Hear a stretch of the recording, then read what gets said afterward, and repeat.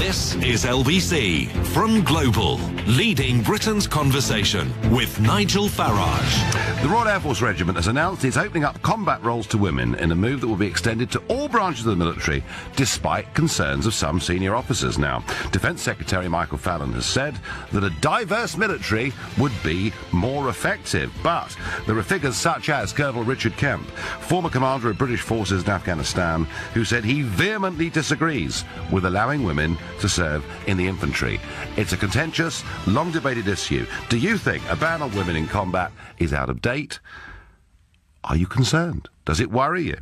Well, later on in the show, we'll be talking about David Davis's visit to the States today, where he's talking about trade, he's talking about Brexit and a future US-UK relationship and how long that might take. But we'll also, crucially, be talking about North Korea.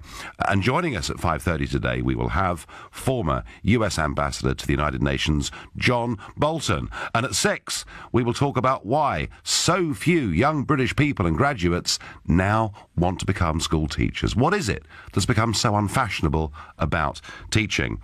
But for now, yes, it is the military. It is women in the front line. And let me say to begin with that when I went on the 6th of June to the beaches of Normandy for LBC and produced a show about the sort of last remnants of that generation who go back to those beaches in Normandy every year, I'm at an absolute specific point of interviewing as many women as I could that were there. And I said, do you feel in many ways that the role of women was underplayed in World War II? And sure, you know, I met women who'd been out on the Thames estuary on the Ack batteries and doing all sorts of things. And yeah, a few of them said sometimes we do feel our contribution has been underplayed because they were flying Spitfires around the country and doing all sorts of things. And of course we bear in mind that in Russia in World War II, you know, there were women driving tanks, flying fighter planes and all of that. So I think it's important we recognise, you know, armies like the Israelis have had women in the front line for some time. It's important we recognise this, but do we really want women in frontline roles, ready, prepared for hand-to-hand combat, perhaps, you know, fighting with bayonets, knives, or whatever else it may be? Now, this is something that David Cameron really wanted to push very, very hard. And indeed, you know, one of his last acts as Prime Minister was to lift the ban on women serving in close combat units. The current Defence Secretary, Michael Fallon, feels very strongly about it. He says a diverse force is a more operationally effective force. I find that a really fairly extraordinary comment. I would have thought the point about any combat force is that it acts together as one, which doesn't mean that different sexes can't work together. But the concept, because it's diverse, it should be better, I find rather odd. Now, there are some people who are really speaking out very strongly against this. And Colonel Richard Kemp, former commander of British forces in Afghanistan, is really very strong about this. He says, once you have to get through selection, you are subjecting yourselves to a minimum of 4 years of intensive physical training, day in and day out, in barracks and out of barracks, which puts a huge strain on a man's body. He says, the reality is that during these periods, women suffer far more injuries than men, which will undoubtedly see a very significant compensation payment culture having to be made out of the defence budget.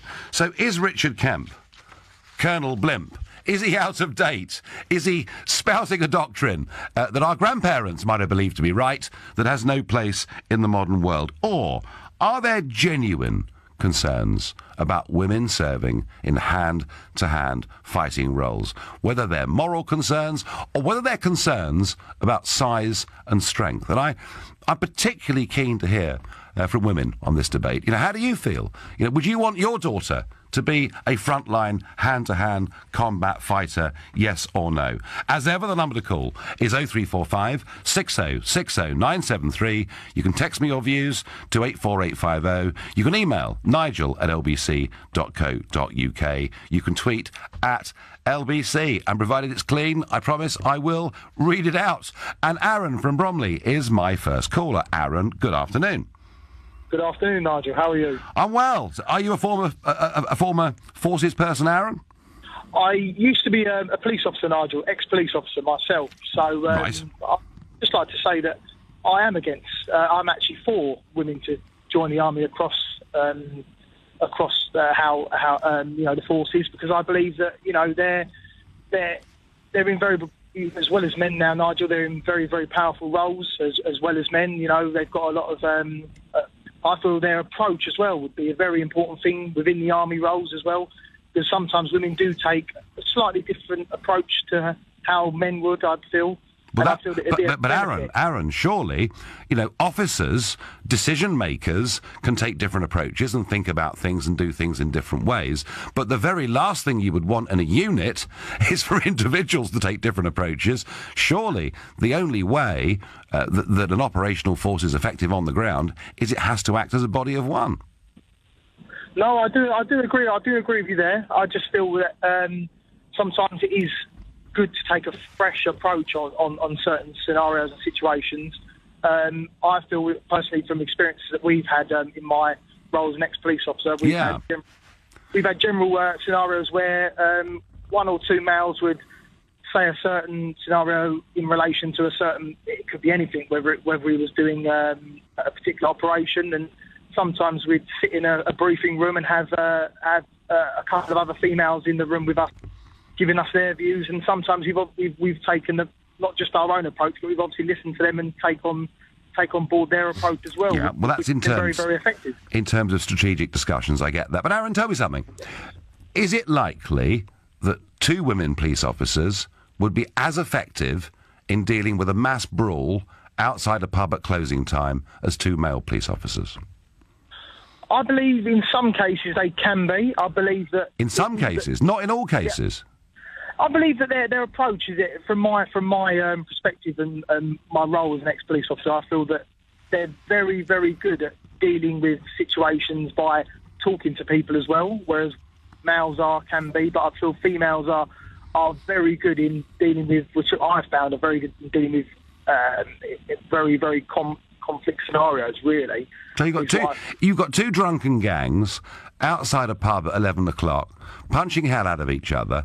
Surely rational debate isn't necessarily what's very useful in that situation. No, I totally agree. I'm just sort of, from my experience, Nigel, working within the Met, we've had scenarios where we've worked in, together, female and males, have been in a specific situation, i.e., like you said, a mass brawl, and we've sort of had a mixture of male and females, and it has been very, very effective working together. All right.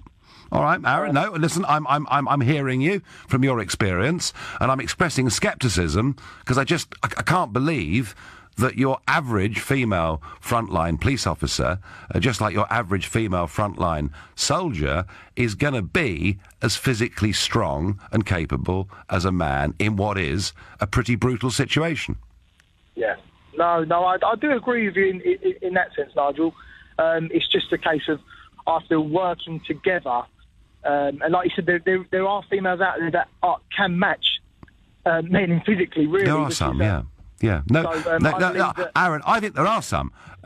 All I would say about this decision for the RAF regiment, known as the Rock Apes, for reasons that I don't know, but somebody please tell me, all I would say is they can go ahead and do this, provided there is no lowering of physical standards in terms of what people can carry, how fast they can run, etc., etc. Aaron, thank you for your call, and thanks for your experience. And Aaron there making the point that actually having women part of a team policing on the front line can be very useful, because often they have a different point of view. It's a good point. I wonder what Josie in Camberley thinks. Josie, good afternoon.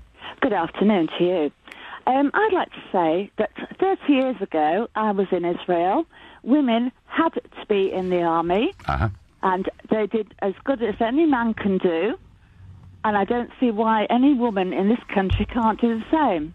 Well, are women going to be as strong as men, Josie? Physically, maybe not, but there's a place for everybody. I couldn't agree more, Josie, which is why I'm questioning the role, in general, of women on the front line, because we all have... If I had to shoot somebody, because they were going to perhaps kill my family, I would do it.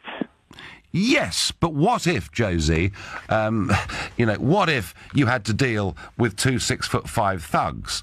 Is it like... Well, that's the same same if I was a 5-foot man. What's the difference?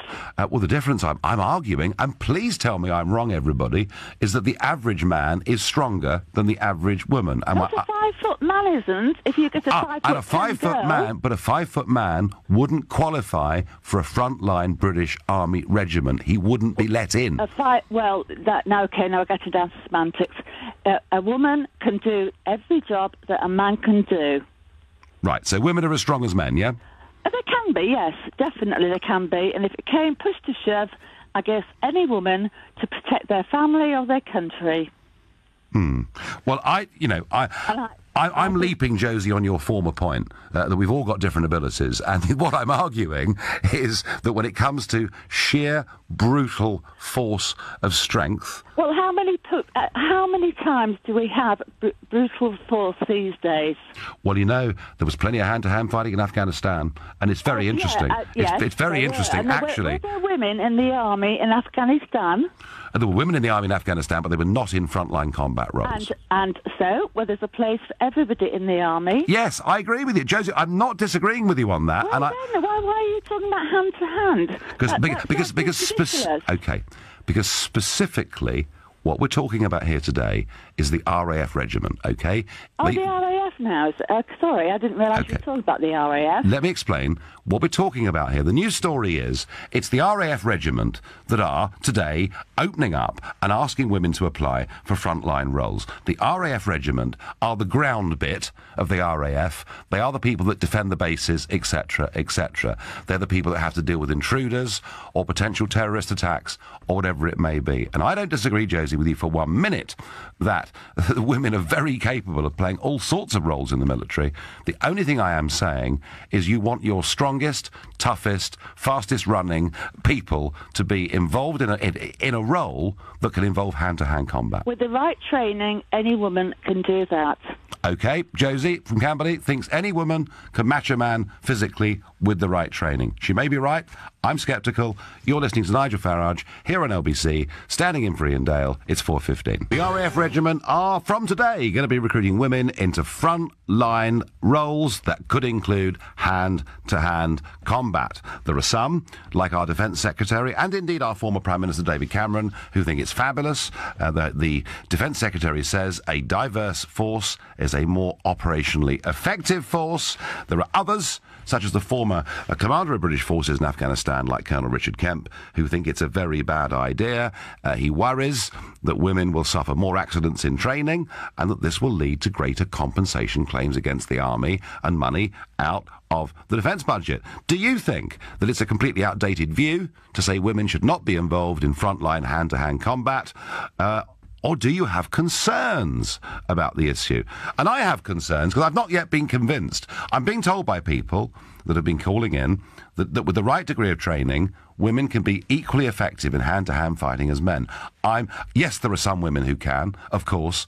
I just would not want to see this lead to any lowering of standards. Michael says to me by text, diversity has become a dogma of almost religious proportions. The only consideration must be operational effectiveness. Well, please write to the Defence Secretary. Get him to explain it to you. Hi, Nigel. I'm ex-army, and I served in the Falklands. The last thing a fighting soldier needs is women to worry about. And you would worry. It's nature, says Gary. So Gary feels if there are women in those situations, he would worry about their well-being. Well, Gary, I don't know. We already have women serving in artillery and in armour and in all sorts of other parts of our armed services. Terry from Gainsborough, what's your view? My view is that your view is, and everybody else is totally wrong, that all women are just people that sit at home worrying about broken fingernails. Who said that? Well, your perception of a woman fighting on the front line. Now, my daughter... Hang on, Terry. I don't actually think that is an accurate or fair reflection on anything that I've said in the last 20 minutes or any caller or texter or tweeter has said. No, but I'm just doing the concept of a woman fighting. My daughter, I'll cite in my daughter. Yeah. Was in the army for many years. She fought in Kosovo. She was there at Iraq at the beginning. And I can tell you that there ain't many blokes that would tackle her, and she had massive respect. And what was her job in the army, Terry? Sorry? She was a recovery mechanic. OK, fine. And there isn't many women doing that, I can assure you. No, and you're obviously very proud of what she's done, and I'm very proud of what she does, but I can tell you now, I mean, when I have two sons of a very similar age to her, and when they used to go out, I didn't mind going out as long as she was with them. But maybe, Terry, maybe your two, a lot of women like her. Maybe your two sons wouldn't have qualified to be frontline, hand-to-hand combat infantry soldiers. I mean, come on, Terry. Terry, what I'm saying is this. You know, I said at the top of the hour here that when I went to Normandy this year, I did my best to interview every woman I could find, you know, who played a role in that Normandy campaign, because I wanted to get across to LBC listeners the fact that it wasn't just about men. Women were doing all sorts of extraordinary things as well. And I think in many ways, what the armed forces have done is to use women's abilities along with men's in all sorts of extraordinary ways. And, you know, we had a former police officer, Terry, earlier on saying, actually, when you're sitting down discussing an operation, a female view can be useful because it is perhaps a different perspective. I buy in to all of that. What I am saying, Terry, is whilst there are some women who may be equally physically as strong as men, in most cases, Terry, they're not. That's what I'm saying. Yeah, but in most cases, a lot of blokes that aren't physically strong. Which is why they're not. Which is why, Terry, they're not front. But Terry, that's why they're not in the infantry. That's why they're not given a bayonet. The women are the same. The women are the same. If they're not suitable, they won't get there. Right. Do you think? And we've talked a little bit here about diversity. Michael Fallon has talked about diversity. Do you think it would be a good thing for our frontline infantry fighting regiments to be diverse in terms of male and female, even if that led to a lowering of standards? It won't lead to a lowering of standards because the person that was on the lady that's on the front line would be selected as suitable for that job. Right. You can't go saying that women, them days are gone when you can't say women can't do jobs. You're saying serious bother. Well, all I'm saying, Terry, is if they're going to have women in the front line of the RAF regiment, would you agree with me that they would have to pass exactly the same physical standards as men? Yes, that's what I've just said to you. Fine, OK. They meet the grade. You can't discriminate. So everybody must be treated exactly the same if they make the same opportunity. Fine, Terry. If they're weaker, they can't do it.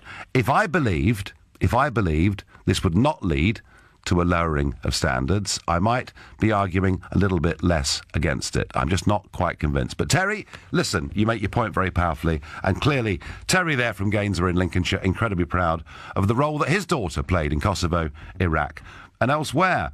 John from Morden, good afternoon. Hello, Nigel. Hi, what's your view? I'm currently serving. Yes. And I've served in some of the worst places in the world with and without females. Okay. What I'd like to say, first of all, is that the ex-police officer that called up at the start is absolutely correct. Mm-hmm. Females do often bring a different approach to situations that men won't necessarily have. Yep. And in that manner, they can be indispensable. Mm-hmm. However, under fire, in the brutal, visceral, horrifying nature of combat that still is, because combat isn't drones, as you're led to believe in the media. Combat is men fixing steel and getting stuck into the enemy. And it's still like that, John, isn't it? It's still like that absolutely everywhere. And the media will have you think it's long-range weapons and drones, but it's not. Yep. And every single time I've been in that situation with females, the females have been quietly sent to the rear. Through their own choice, or because the operational commander thought that was the most effective thing to do? Because they were paralysed with fear, because they were wetting themselves, because they were screaming for their mothers. John, I've not served in a situation like that, but that is your real feeling from active combat experience, is it? I've seen it firsthand numerous times, and there'll be women all over the country right now screaming at their radio sets that you can't judge women by 3 or 4 that you've seen. It's not 3 or 4. It's getting into the triple figures. And diversity is something that is rammed down the military's throat at the end of the government's hand, and it's going to cost lives. Women make an absolutely vital addition to defence. Yep. But on the front line, in the vast majority of cases, is just not the place. And there are certain physiological facts of this world that can't be changed under the banner of diversity. So, John, you feel that women don't make good killers? Women make fantastic medics. Women make fantastic thinkers. Women make fantastic suppliers. But when it comes to fixing bayonets and taking a life, it has never worked, in my experience, ever. John, thank you for that very powerful, emotional testimony. Well, ladies and gentlemen, you heard John's view. I'm sure some of you will find it difficult to believe. Some of you perhaps will be very angry about it. I'd like to hear from women who perhaps agree with John that maybe women too aren't suited for frontline combat roles. Strong opinion from John, and one that I have to say took me back a little bit. I was a little bit surprised to think that all the women that he served with, faced with that hand-to-hand situation, hadn't been able to cope with it. We have to take people at their word. This has been a burning, contentious issue in the British military for many, many years, and I do repeat the point that I think that more women coming into the military, a different perspective, their expertise in all sorts of areas has been a great benefit to all of our forces. I still remain sceptical that it's right to put women there, absolutely on the front line for hand-to-hand combat. But you know what? I'm here to be convinced by you. Let me know what you think by calling 0345 60 60 973. I'm Nigel Farage, standing in for Ian Dale. The Royal Air Force Regiment is recruiting for women to serve in the front line in hand-to-hand combat roles. And I'm asking, are you in favour of women taking on combat roles in the Army? And I'm particularly keen to hear from women on this, ex-servicemen or women on this, any of you really that have a view. It seems to me that we're one of those issues on which virtually everybody has a very strong opinion, and we've certainly heard some of those in the course of the last half an hour. I'm going to ask Jane in Surrey what she thinks. Hello, good afternoon. Hi there, Nigel. I just listening to a couple of these people and hearing their opinion. Women have been on the front line for ages, and people think, and I still speak to people now and say, yeah, I've served on the front line in Afghanistan or Iraq or wherever, and they said, I didn't realise women were on the front line. And okay, fine, it's not specifically a frontline role, but you're still expected to do a frontline job. You know, you're still carrying, as a medic, which is what my job was. Yes. You're still expected to do a frontline role, maybe not in the same capacity as what, the lads are expected to do. But for me, I just find it amazing that people can be so narrow-minded as to think, well, if something happens to somebody, how are they getting treated? Because if a chap can't do the job. Jane, I mean, from what I've heard, and people I've spoken to that have been serving as medics in the recent conflicts, they're very much in the front line, and in fact it's because of that that so many severely wounded soldiers don't die, are saved, so I understand that, but I was trying very hard not to define this as frontline. I was trying hard to define this as frontline combat troops who would be engaged in hand-to-hand fighting. That was the difference, Jane. That was the distinction I was trying to draw. I mean, you could say that, but then at the same time, you're still expected to be a soldier first. So I understand that perhaps as a medic, you might not be seen as frontline soldiers, but you're still expected to do a fighting role if needs be, because there might be an incident where like 2 or 3 people might be injured and you're still expected to step up. You've done the same training as what they've done. You still have to carry the same, okay, maybe not the same amount, but an equivalent amount of kit as, the chaps do. You're still expected to do a similar role, and it really, it might not get as publicised as what this has, and the press have obviously pushed this because it is big news. Oh, yeah. It's been going on for ages, and people just think that it hasn't, and it has. Well, I understand your point, Jane, that if you're there in the front line as a medic and there's an emergency, a disaster, you have to do whatever you can do, and I can obviously understand that. I think the question is, should we be specifically putting women into roles where we know they will be engaged in hand-to-hand fighting? A woman can still do the job of of what what any lad can do. You know, I don't think. I think emotionally, perhaps they might be wired slightly differently, but I think men and women, it just depends on the experience you've had. And if you're trained to look at a certain situation and see that, and your training instantly kicks in, then that's the way that you do it. Okay, and how did you find, Jane, the testimony that we had before the break of a guy who said he was still a serving soldier, that he'd been in some pretty bloody horrible situations, and that the women just had not wanted to engage with that? I think that goes for different women. You know, that I've met women in my careers who have put themselves in situations where perhaps they suddenly realise, this isn't what I want to do, and this isn't where I want to be. So actually, you know, I'm going to quickly back out of this the best way I know how. But it's the same for men. You know, I've met men who have suddenly realised, oh gosh, I don't want to do this anymore, and who have broken down and I'm sure, possibly refuse to. Yeah. You know, it just depends on the certain individual. And I think. Did you believe his testimony? I didn't hear it, in all honesty. I caught the end of it.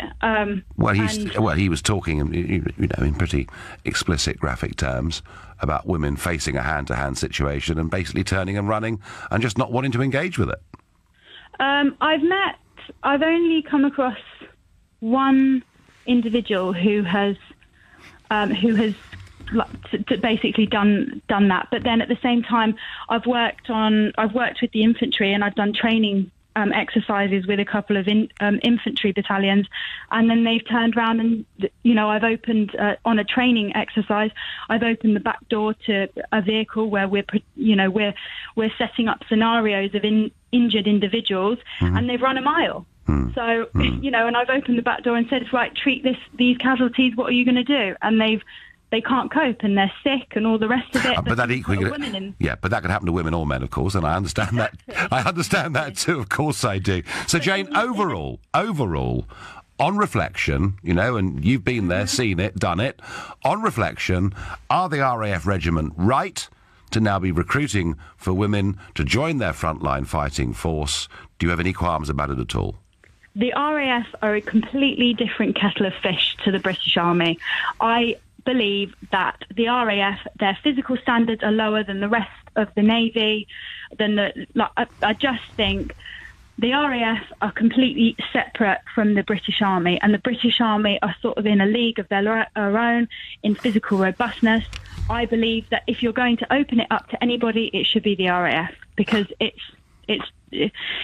just not. I don't believe that it's as physically demanding. Well, there's a bit of inter-forces rivalry there, I sense, Jane. But listen... Call me biased. I think you're very biased, but I thank you for the sterling work you've done on behalf of our country. It's a very, very, very brave thing that medics do. It really is, Jane. Thank you. I get a tweet from Lisa. She says, I completely agree with John, and I'm a strong, independently minded woman. Diversity has a place, but not on the front line. Facts over feelings. Chris says, I do not have a strong opinion about this, but I would trust the experienced opinion of a man such as Colonel Kemp over that of a politician any day, says Chris. I wonder what Jacob from Birmingham thinks. Jacob, hello. Hi, Nigel. How are you doing? I'm well. Are you relaxed about this, Jacob? I am, yeah. I'm really positive, I think. We keep telling women that they can't do jobs, and they're not going to ever grow into being that person in the fighting role, or for whatever it is in any industry. My background is I joined up in the Royal Engineers in 2000. There you couldn't have ladies or women working alongside the men because apparently the bridge parts were too heavy and couldn't do the job. Yep. 2003, 2004, they were allowed. They've done the job fine. There was no problems at all. And standards didn't lower, Jacob? No, not at all. If anything, as I say, you get a better perception from women as well, and men. Okay. Once you've got them both working together, then it moves forward really good. All right, so we should just get on with it, modernise, it'll all be okay, Jacob, yeah? Well, yeah, I mean, you can't keep telling people that they can't do a certain job because of the way they're born. You need to be able to, case by case, Never ever drop the standards. Fine, that's the key point. Yeah, that's the key point. Jacob, thank you. Now, Everton striker Wayne Rooney, who has been charged with drink driving, we've just learned from Cheshire Police. Let's get more on this from Anna Hodges, LBC reporter in Liverpool. Anna, good afternoon. Good afternoon. Yes, well, the reports started coming in this morning that Wayne Rooney had been pulled over for drink driving, but it is just this afternoon that Cheshire Police have confirmed that the 31-year-old had been pulled over in the early hours of this morning on suspicion of being over the legal limit for alcohol. Now, what we know is that he was stopped in a black VW Beetle. He was driving along Altrincham Road in Wilmslow, which isn't very far from his home in Prestbury. Well, Wayne Rooney had only just rejoined as an Everton player, and he has now been charged, but there hasn't been any official word from the club yet. Now, the former England captain is not involved in tonight's World Cup qualifier with Malta. That's because last month he was dropped from the starting lineup, so decided to retire from international football. He has now been released on bail, though, and he'll appear before magistrates in Stockport on the 18th of this month. Excellent. Anna, thank you very much indeed for that. And I have to say, folks, if I was earning the money that Wayne Rooney is earning, and I was going out for a late night curry or a few drinks, I think I could probably afford a taxi. But there we are. Not good news for Wayne Rooney. So listen, we're getting some very powerful opinions on whether women should serve in the front line. Some saying these same arguments were used about women in other branches of the forces. They prove their ability, provided it doesn't meet with a lowering of standards, it's okay. And you know what? I can't fight against that. I'm just sceptical about how many women actually will meet the same physical standards as men. I could be wrong. There are many of you out there who think often that I am. Now we have entered the era of gender non-specificity. Is this actually a valid conversation to be having? Maybe there should just be a rigorous minimum requirement that must be attained and no need for gender to be an issue at all, says Tim in Cardiff. Well, in a sense, Tim, with all the other debates about gender that have been going on, there is indeed a certain logic to what you have to say. I'm Nigel Farage, standing in for Ian Dale. It's 4:45. Women on the front line. No, women in combat roles, hand-to-hand combat roles. Women have been on the front line for many, many years. And indeed, as I pointed out at the top of the hour, and many of you by text are pointing out, Mike from Finchley repeats the point. Women have been serving in frontline roles in the Israeli army for over 30 years. I can't see this as an issue for our women. And Mike, I don't think this is an issue about the front line. We had a call before the break from a medic, and she made the point. She's very much in the front lines as a medic. The question I'm really asking is, does it make sense to advertise for women to do hand-to-hand, frontline, combat, infantry roles, and can you do that without a lowering of standards? Many strong opinions. Paul from Romford, what's your view? How you doing, Nigel? Fine, thank you.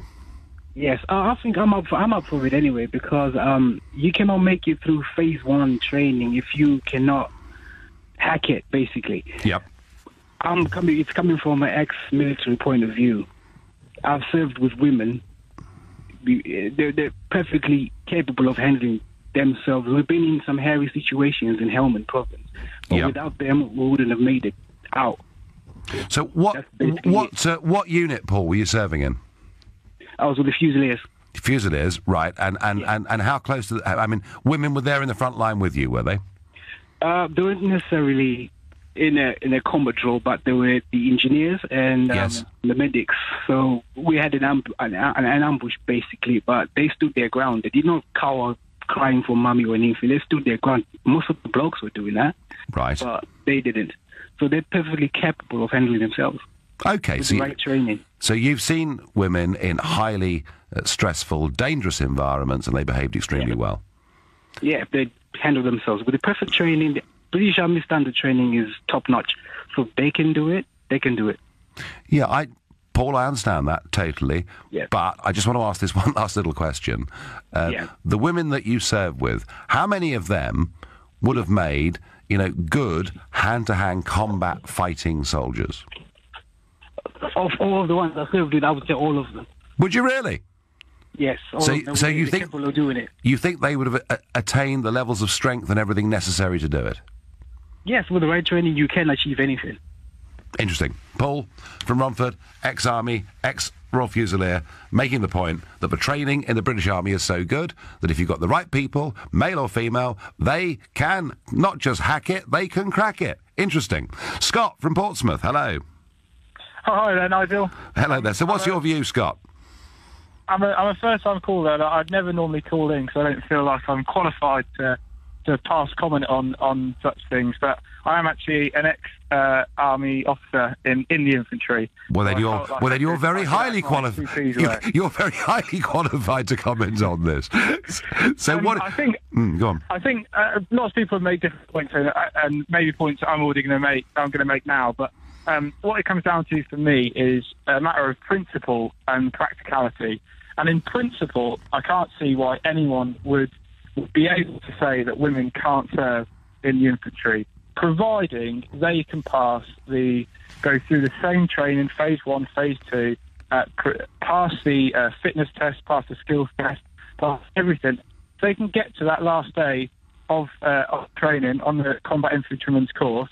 No one not suitable for the infantry, because by the sheer fact that they've passed that course, the British Army is rubber stamping them and saying that anyone is suitable to serve in the infantry. That's what the point of the training is. Yep. But where the argument comes down to, I think, is the practicality.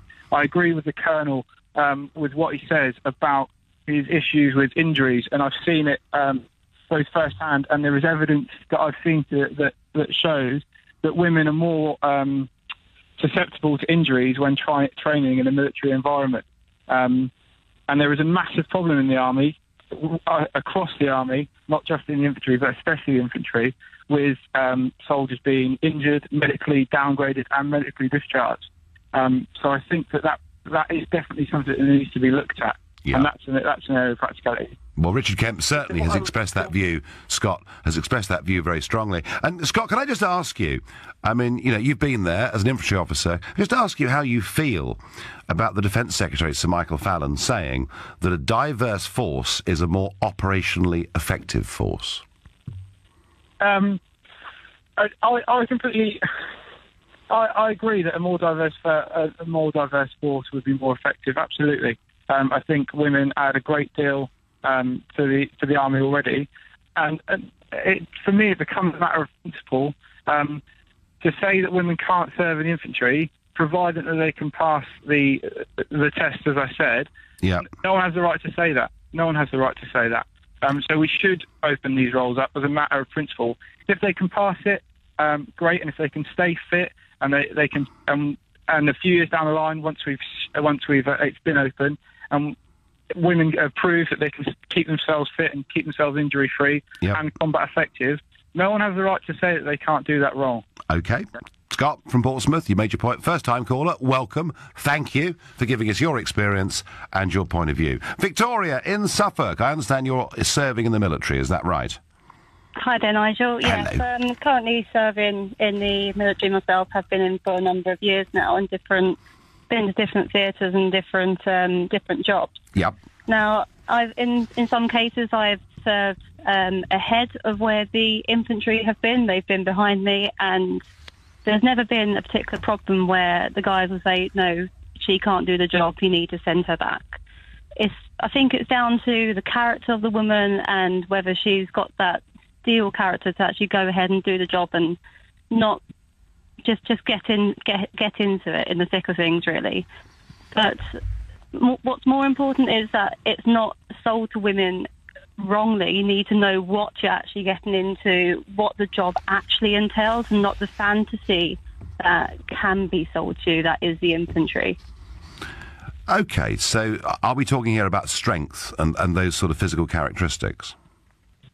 It's a number of things. Now, I don't think the standards should be dropped at all. I think the women should be able to get to the same sort of standards as men to do that job. Otherwise, it's not going to really work, to be honest, because that role does require someone who's strong, who's fit, who's got the endurance, and you're going to do some long hours. You're going to be away from home or on exercise for like weeks on end. You need someone who's robust enough to cope with that.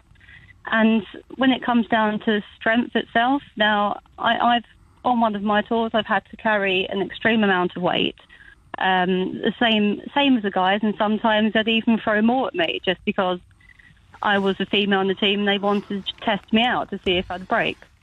And you had some of the infanteers go, well, she can't carry that. That's the heaviest bag. The guy should be carrying that. And my boss would turn around and say, no, why? She's got to do the same sort of standards as us. Why can't she carry it too? And I think some men try to wrap the women up in cotton wool and think, oh, they can't do that, but they can if you've got the right woman in the job. Okay, so you're serving, you're pretty confident, provided selection is done correctly and standards are maintained, there is really, frankly, no problem with this at all, yeah? I don't think so, no. Just so long as you sell it to people correctly and don't sugarcoat it, just make sure they know what they're actually getting into, because otherwise what you'll end up doing is women joining up into this job and then realising, oh, it's not what was sold to me, and it'll be one of those things that probably end up failing. But you just need to say, right, this is what you're going to do. This is it straight. These are the standards. You must meet these. Yep. And it should hopefully work if you're just honest with people. OK, Victoria, thank you very much, and thank you to all our callers and our texters and our tweeters.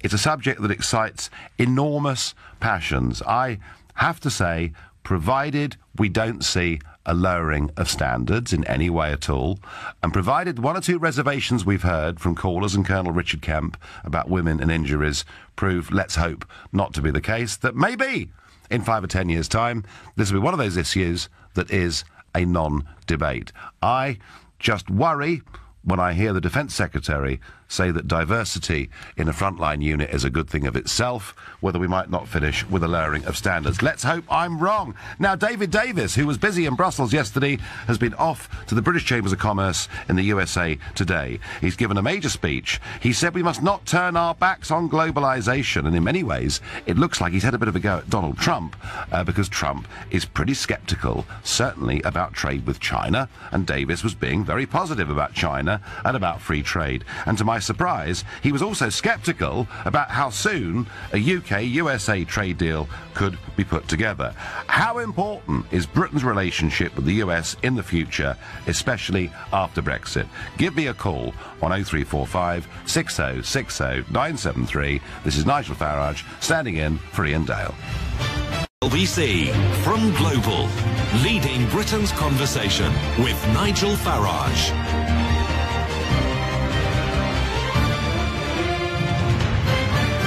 The Brexit Secretary, David Davis, has told company bosses in America that Western countries must not turn their backs on globalisation in the hope that it will solve social and economic problems. He was talking today to the US Chamber of Commerce in Washington. He was saying that the UK will strike agreements after Brexit with old friends and new. I've just flown in from Brussels, where we've been busy with detailed negotiations over our departure from the European Union. For the UK, the overarching aim of those talks is securing a successful future partnership with the European Union, one that delivers the most seamless and frictionless trade in goods and services possible. Now, there are many that doubt this is possible, but when I spoke to my European counterpart, Michel Barnier, I said to him once, the pessimist sees difficulty in every opportunity. The optimist sees opportunity in every difficulty. And as ever on that front, I am a determined optimist in this. We will get to those opportunities. Because fundamentally, I believe that a good deal is in the interests of both the United Kingdom and the European Union, and of the entire global community, a point I'm going to come on to in some depth. And I know that US firms, many of those represented in this room, want clarity over our approach to Brexit. But you, businessmen and women will understand better than anyone. You don't start a negotiation knowing the exact conclusion. Instead, you know the broad aims in advance and navigate the best way to achieve the desired outcome. Now, the UK has begun to lay out those strategic aims in detail through the publication of about a dozen papers on the partnership that we want to build with the European Union on areas as diverse as customs, dispute resolution, data, the sorts of things that Myron was referring to earlier. And we've begun to navigate our way towards them. And I am confident that we can deliver success in this.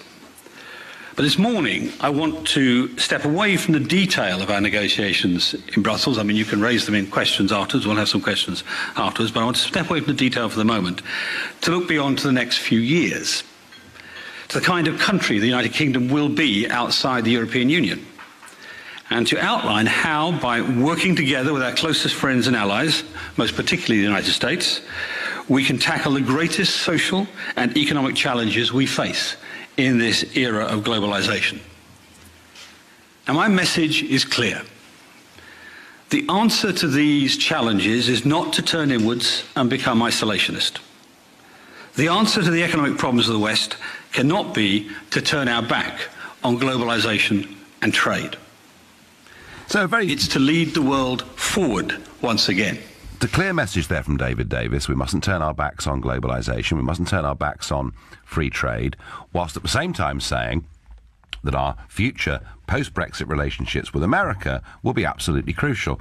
And there's some slight mixed messaging here, because he talked during his speech about China, knowing that over the course of the last few weeks, Trump has, and months indeed, Trump has really pretty much attacked China over trade and said it's not, fair trade that is going on between the two countries. But the other thing that I thought was remarkable was he actually talked about the US-UK free trade deal and suggested that it couldn't possibly be negotiated before the end, not just of the Article 50 period, but the end of the transition period. And this goes completely at odds with what I was told by senior officials in the West Wing last year, who said, hey, we could sit down and thrash this out in a matter of months. So I have to say, I was really a little bit surprised by that. And Tamara Cohen, Sky News political correspondent, said, that David Davis says a limiting factor is how long the UK-EU free trade deal will take. Well, actually, given the transition, it would be sort of at least 4 years before we were able to sign a trade deal with the USA. Now, I think that my position on this is pretty clear. I do think that the Trump administration, whatever faults you may find with it, but I do think it's a very, very pro-UK administration, pro a free trade deal, and I have to say, I am a little bit concerned by what I thought today was a tone slightly of dither. Now, it isn't just David Davis that's been speaking out on this. The International Trade Secretary, and of course it's his job to put together these trade deals and to put them into place once Brexit has happened. He said the UK must not let itself be blackmailed by the European Union over the so-called Brexit divorce bill, the sticking point between us and Monsieur Barnier that really came out very clearly yesterday. He's criticised the EU's main negotiator. And listen to what Liam Fox said out in Japan.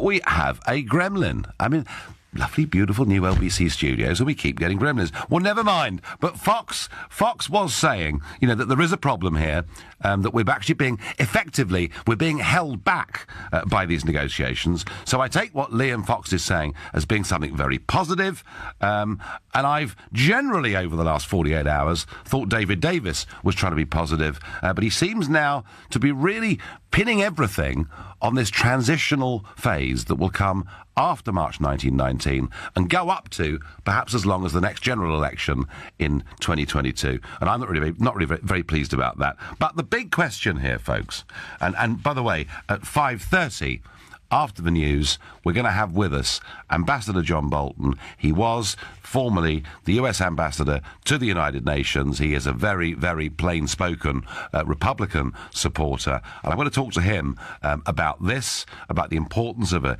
US-UK free trade deal, how long he thinks that should take, but also perhaps to get some of his take on what's happening with North Korea. So as I say, for my part, I am dead keen. I think the point about voting Brexit was that we make ourselves free to join the 85% of the global economy that is not part of the Eurozone or the European Union. And, we've had something like 24 countries, and you can think of them, the Australias, the Canadas, the Americas, the Indias, people queuing up to say, look, can we have better trading terms? Can we start to remove tariffs? Can we start to remove barriers that exist between us? And we have to keep saying, well, I'm very, very sorry. We'd love to do that. And part of Brexit was that we do want to go global. But unfortunately, we can't do any of this. We certainly can't enact any of this until we've left the European Union. And I thought that was going to be a tremendous loss of opportunity for this country, because we won't be leaving the European Union until the end of March 2019. But we're now told, because the government want to have transitional arrangements, that in reality we may not be able to engage in new trade deals around the world until 2022, which, given that we voted for Brexit on June the 23rd, 2016, I think is a pretty poor show. So let me know, how important is America to our future? How important is this trade deal? How important is the relationship with Trump, or indeed whoever might succeed Trump in the years to come? How much does America matter to our future? Call me on 0345 6060 973. You can text me at 84850. You can email me, nigel@lbc.co.uk. You can tweet me on @LBC and use the hashtag Farage on LBC. So some mixed messages coming out. I wonder what Jan in Orpington thinks. Jan, hello. I don't know. I mean, you will remember. Sorry, I'm just turning off my bar. You will remember, but the EU have not presented a set of accounts for years and years and years. Well, they have presented accounts, Jan. It's just that they've not been signed off with a clear bill of health. Okay, so how can they present us with a bill if their accounts aren't as they should be? Well, it's a very fair point that the government has a fiduciary duty to taxpayers in this country to use their money responsibly. And why, for the last 20 years, have they been sending it to an organisation? I agree with you, Jan. I agree with you. And actually, there are lots and lots of questions about this so-called divorce bill. Nigel, when we leave a hotel, we get a bill itemising every drink, every meal, every newspaper that we have bought. We want a bill for what? It's, our bill. Well, do you know something, Jan? They literally plucked this figure out of the air, and I said this directly to Barnier's face in the European Parliament just a few months ago, and when it was estimated that it might be 50 billion euros, and then we were told it could be 100 billion euros, and over the last 48 hours, they've been telling us that it'll be partly to do with foreign aid commitments, blah-de-blah-de-blah. The truth of it is, Jan, that legally, under Article 50, it says that once we've left the European Union, we have no further obligations to it. And it was very odd to hear Barnier yesterday talking about our obligations after we leave. There are none. That's there in the treaty. But I think, to be generous, I've always wanted us to say, look, there is going to be an ongoing pension commitment for about 20,000 people, but what we could do is take those pensioners and put them on the UK books. And the other point to make is that because the EU has 7-year spending rounds, we've got a commitment of some kind up to 2020. So let's be reasonable about this. But then we also say to Monsieur Barnier, what about our £9 billion that is there in the European Investment Bank? What about that? And I would have thought, Jan, the best thing, given that we are effectively shareholders, stakeholders in the Union, and given that we have a few spending commitments that we are morally obliged to post-March 2019, I would have thought, Jan, the best thing we should say is, let's just call it quits. Yes, that would be really good, wouldn't it? Well, it would. Their quits isn't the same as our quits.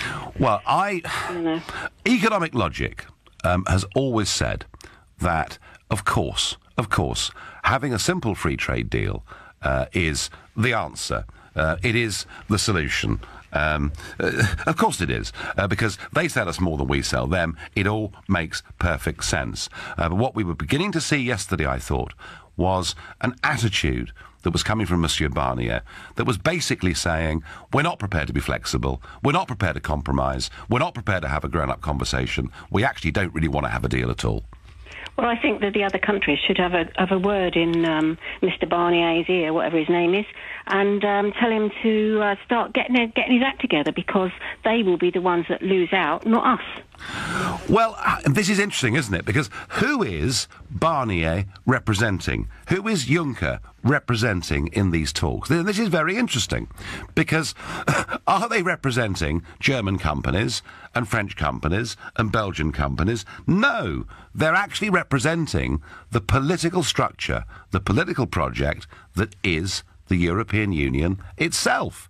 And what I'm detecting, Jan, what I'm detecting is a growing, rumbling, actually slight anger that we're now beginning to get from European companies, where they're saying, look, come on, you're not acting in our interests. For us, the best thing is to continue having trade terms exactly as they are now, because the UK is a big market for us. So you've actually got here now, the European Union trying to save itself and quite prepared to do damage to European jobs and European companies because they want to be seen to punish Britain. And I think it's pretty deplorable, Jan. It's not on, is it really? And soon enough, the cat will be out the bag. Barnier will be gone. Juncker will be gone with his arms hanging round Tony Blair, and off they go, I hope, very soon. Well, so do I. I'm Nigel... Thank you, Jan. I'm Nigel Farage here on LBC. It's 5:16. David Davis has been in the middle of all of it for the last 48 hours. There he was doing battle with Barnier yesterday. Today, he's in Washington speaking to the US Chamber of Commerce. Yesterday, he said he was optimistic. He still wanted us to be able to put together a proper trade deal and a reasonable package with the European Union. Today, he's in America talking about global free trade, talking about the positive things with China, clearly saying to Donald Trump that he should perhaps consider global trade differently. And very disappointingly for me, he's saying that a UK-USA free trade deal will take a long time to negotiate and couldn't be done anyway until the end of his transitional Brexit, which looks like being 2021 or probably 2022. So how important is this US free trade deal to the future of the United Kingdom? Or perhaps you think doing our best to secure a deal with the European Union is even more important. Matthew in Paris, what's your view? Hi, Nigel. We've got to make sure we secure the trade we got, what we've had with the European Union, the free trade for the last 30 years, and then it'll be good to do free trade with America and the rest of the world. And you mentioned also Australia is queuing up to do a free trade deal. But, when he done his speech with Theresa May, he said in the same sentence he wants to do the free trade deal with the UK at the same time as doing one with the European Union. Well, this is Japan, particularly, Matthew, that you're thinking about. Yes, of course. Look, Switzerland, which of course wasn't part of the European Union, they signed a free trade deal with Japan years and years ago. So anyone listening to this that's driving a Japanese-made car, you have paid a 10% tariff to have that motor car because we've not had the same trading terms that Switzerland had.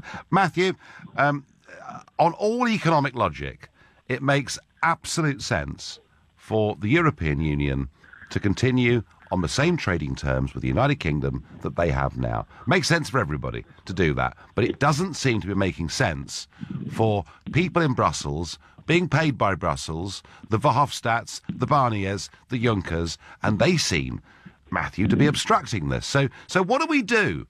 Do we go on month after month with people who clearly don't want to do a deal with us, or does the moment come, regrettably, at some point in the not too distant future, where we just have to say, we're wasting our times, we're out of here?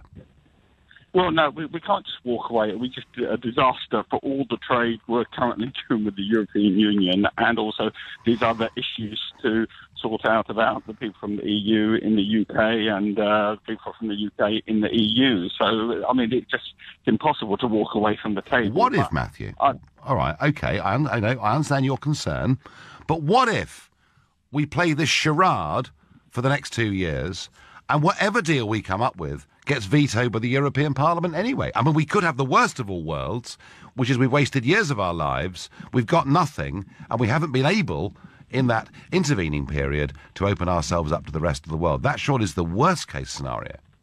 Well, no, I think the best deal we're going to get is that we we're able to do trade with the rest of the world, and what we pay less than we're currently paying. And so even if we have to pay that way, you know, we're already paying all this money into the EU. I know, I hate it.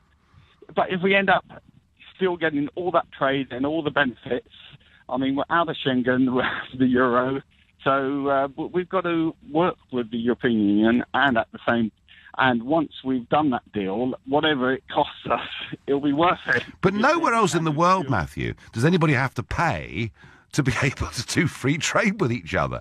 And this is a remarkable sort of EU concept. And I'd also point out that even if we returned, you know, or had a system of tariffs with the EU, all of those tariffs would be less than our annual net contribution. So I'm not sure we're getting much out of this at the moment, really. I mean, we are getting the current trade we're doing, and the risk we're facing is if we isolate ourselves and we don't get the free trade deal with the EU, we're going to suffer. And already we've seen that with some businesses. And it was Australia. I mean, when he done the Australian Prime Minister, when he done the interview with the Prime Minister, and I mean, it was interesting because they actually reported. I listened to it live on LBC, and Australian Prime Minister said in the same sentence he will do a deal, wants to do a deal with the UK and believes in globalisation and everything, but that's the way forward.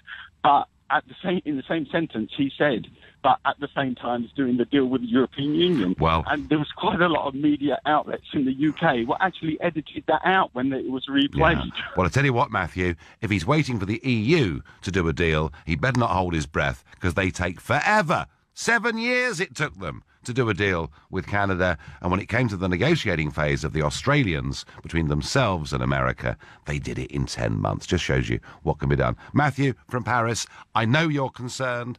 I hope those concerns are relayed. I hope that European companies, and indeed in time, European governments, say to Barnier, Juncker, Verhofstadt and the whole self-interested lot in Brussels, stop acting in the interests of your own ridiculous union, start acting in the interests of European people and European workers. Now, I was telling you earlier that Liam Fox was saying that the UK must not let itself be blackmailed by the European Union over this Brexit divorce bill. It's language, of course, that's very familiar to me. I said they were holding us to ransom.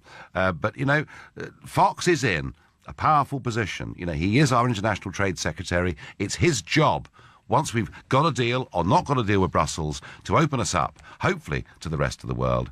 You know, he's with Theresa May over in Japan, and clearly, if you listen to him, he's slightly frustrated. We can keep them informed as we go through the process, and that's what we're doing. I was here just a few weeks ago talking to both the government and business and telling them how we saw things playing out, and to assure them that at all times we would keep them up to date with what was happening. What they're looking for, of course, is the end stage agreement, which the European Union has not begun to talk about with the UK. Japanese business is very keen to see what the shape of that final agreement will look like, and we tell them what we want, which is a full and open trading relationship with the European Union. Well, the European Union want to get progress on the issues that matter to them, about financial settlement, about rights of European citizens, for example, before they begin the trade negotiations. So shouldn't we offer a financial settlement to get on to the trade negotiations? Well, we want them to operate in parallel. We don't want to pay a price for getting on to the second one. We think that should occur anyway, and we're getting a lot of European businesses, as well as businesses here in Japan, who are saying, actually, we need to know sooner rather than later, and there's no reason why we couldn't begin the discussions on that now. A somewhat frustrated Liam Fox, I think, there.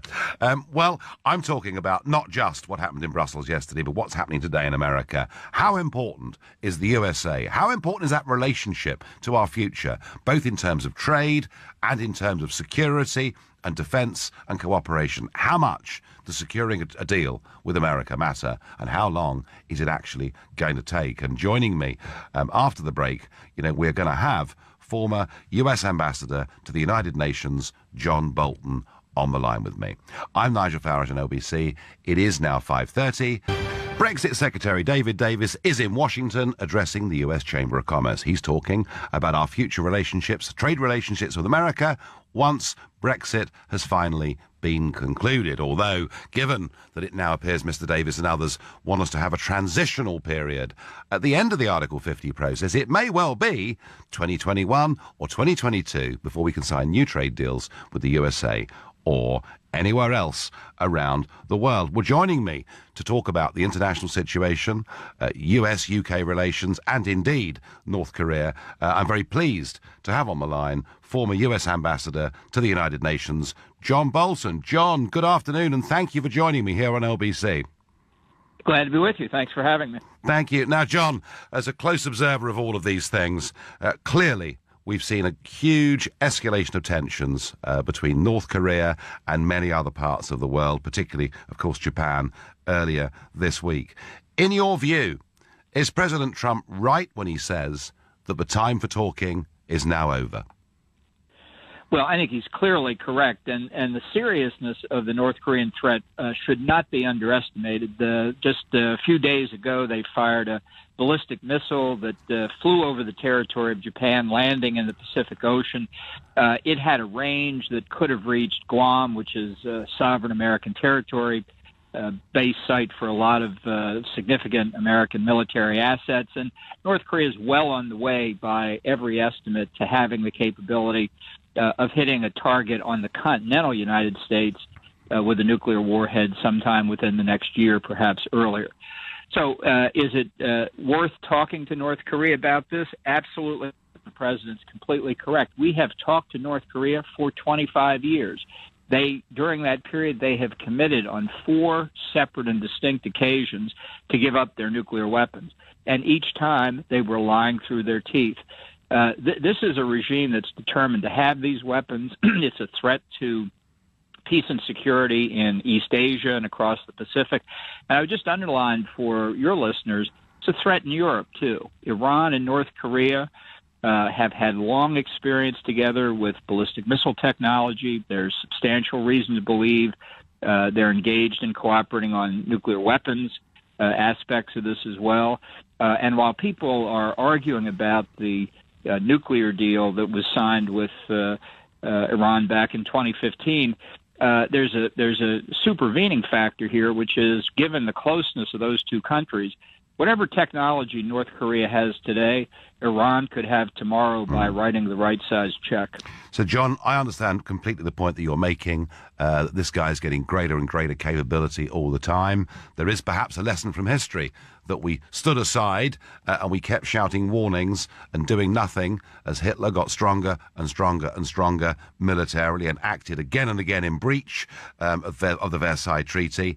But what do we actually do about North Korea militarily, and can we do it without the Chinese on our side?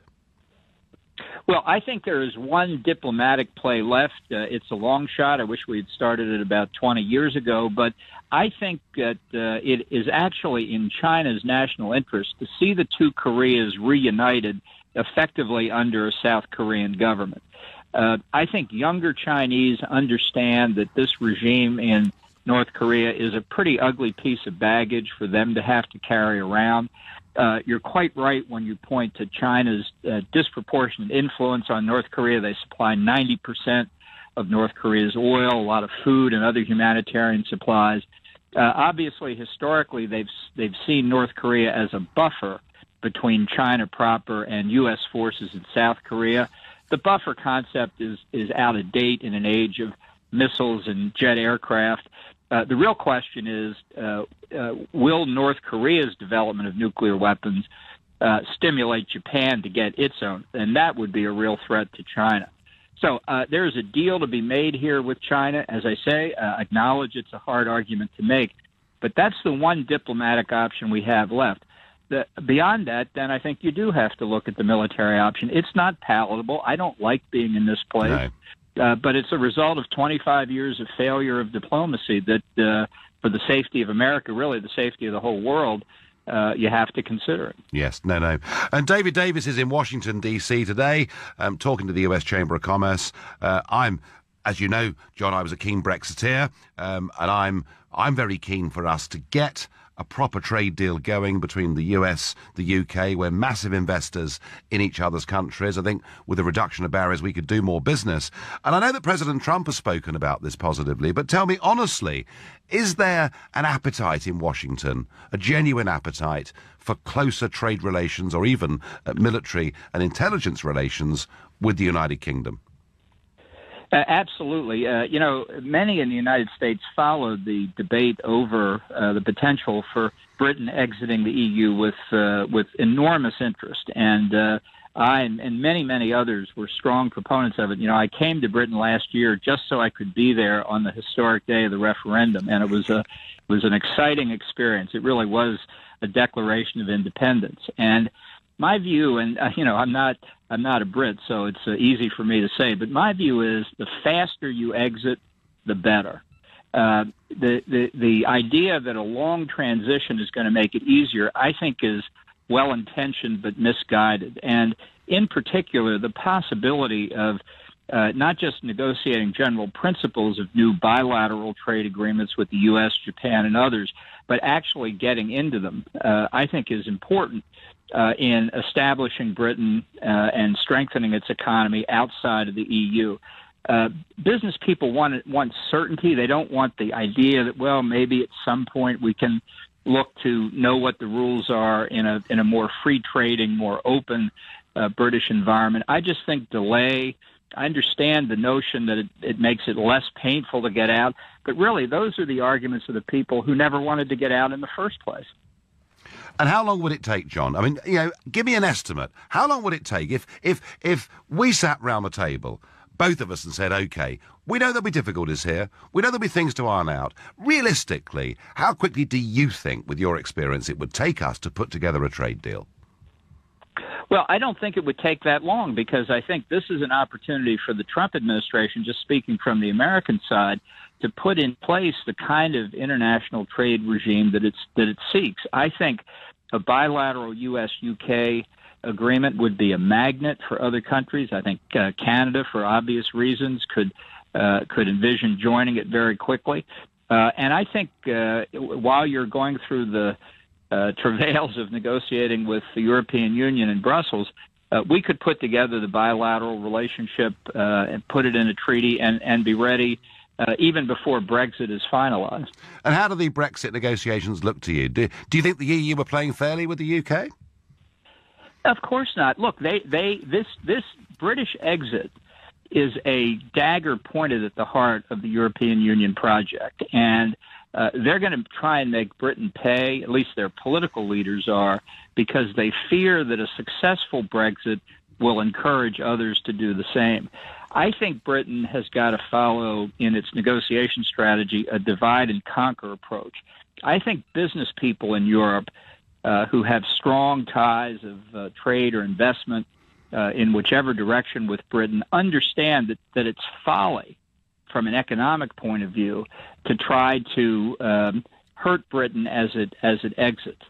So I think you've got to go to the business leaders, pit them against the theologians of European Union, and I think that way you can get the European Union negotiation position to be much more reasonable. Yeah, we've got to get European businesses onto these guys in Brussels who are acting in their own self-interest and say, come on, grow up, let's be sensible. Now, I agree with that completely. And finally, John, if I can, a diplomatic source this week earlier told The Times that officials in the White House don't want to go anywhere near Foreign Secretary Boris Johnson because they think he's a joke. Is that true from what you've seen or heard, or just nasty, vicious gossip? Well, I think there's a lot of gossip and backbiting coming out of the White House. I think it's unfortunate for President Trump. All I can say to Boris, it probably won't make him feel that good, but you just are added to a long list of Americans who have been the subject of that kind of backbiting in the struggles inside the White House. So welcome to the club, I guess. Yeah. Oh, well, I'm sure that John Bolton, former ambassador to the United Nations, that you've not been immune from some of that kind of backbiting and gossip either. Once or twice, you know. And can I say, John, thank you very much indeed for joining me here on LBC. Thank you. Well, folks, that was the former US ambassador to the UN, John Bolton, giving you some pretty plain speaking in terms of his view of North Korea. But what I think is really interesting is that there's somebody there who's very, very close, you know, to the Trump administration, to people high up in Washington, in the political and business worlds. And what he's saying is there really is an appetite for us to do a trade deal with the USA. In his view, we could sit round a table, we could crack on with it, we could get it done. And yet, David Davis, there today in Washington, saying we couldn't possibly negotiate such a deal until the end of a transition period. And we're effectively saying to people in America who are keen to have a trade deal with us, we're not open for business for at least 4 more years. I'm Nigel Farage, standing in for Ian Dale on LBC. It's 5:45. David Davis has gone to Washington to talk about the importance of a US-UK trade deal once we've left the European Union. Now, he seems to think we couldn't possibly negotiate that until the end of his transitional period, which means we won't be doing that deal for 4 or 5 years. I thought it was very interesting to get former US ambassador to the United Nations, John Bolton, on the line saying, hey, you know what? If we wanted to do this, we could do it really, really quickly. And I thought, crucially, the point Bolton was making was that there is a genuine appetite for this. There is a real desire to get closer to the United Kingdom there in Washington. So how important is America, is global trade to our future? And I wonder what John in Marlow makes of that proposition.